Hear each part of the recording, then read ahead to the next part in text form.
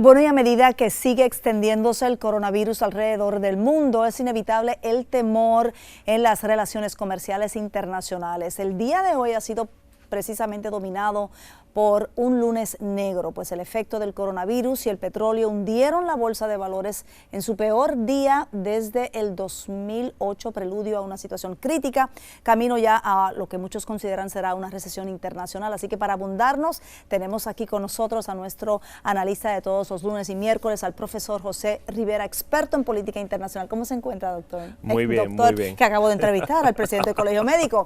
Muy atinada hoy la conversación con usted, porque precisamente quizás el temor más grande no sea cuántas personas o cuántas vidas va a cobrar el virus, sino el efecto sobre la economía. Sí, y qué interesante, porque no es en este momento del tiempo y de la historia, los mercados globales están extremadamente conectados.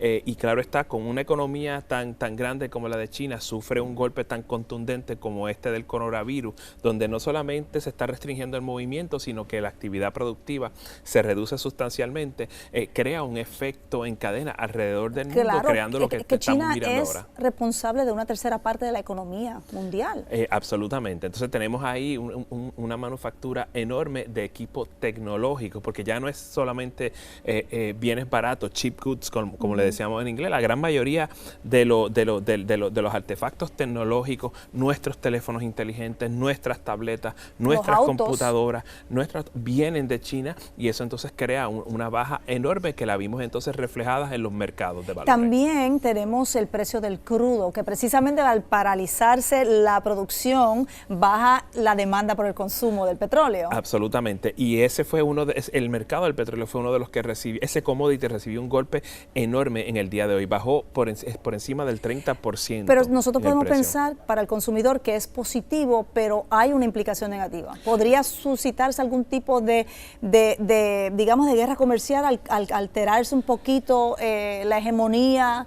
sí, de esa industria allá en el este? Probablemente, pero lo más probable que ocurra es que los principales países productores de petróleo, aquellos que están reunidos en el conglomerado de la Organización de Países Exportadores de Petróleo, la OPEC, simple y llanamente decidan unánimemente reducir la producción para tratar entonces de aumentar el precio del crudo. Por lo menos estabilizarlo. ¿Hay un peligro si sigue bajando ese precio? ¿Qué puede pasar si baja y no es muy rentable esa actividad?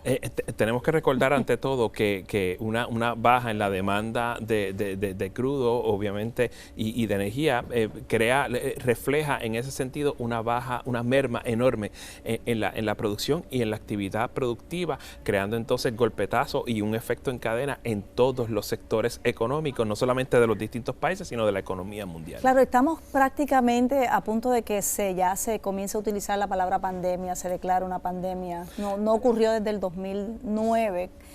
¿Qué implicaciones podría tener eso, profesor? Bueno, las que ya estamos viendo.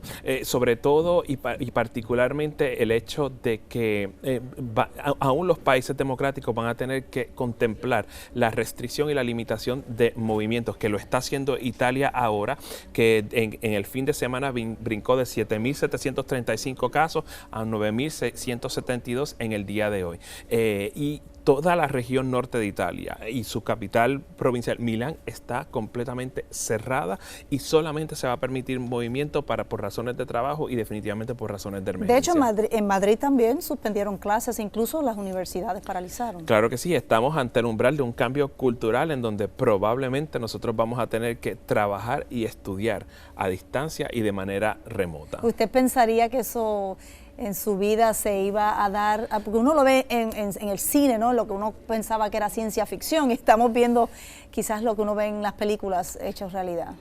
Se había observado una tendencia muy similar durante la emergencia del SARS y del MERS, pero sobre todo también pudimos ver un anticipo de cómo los estados que no tienen una infraestructura de salud pública efectiva pueden ayudar en esa propagación. Quiero decir, por ejemplo, la emergencia del ébola.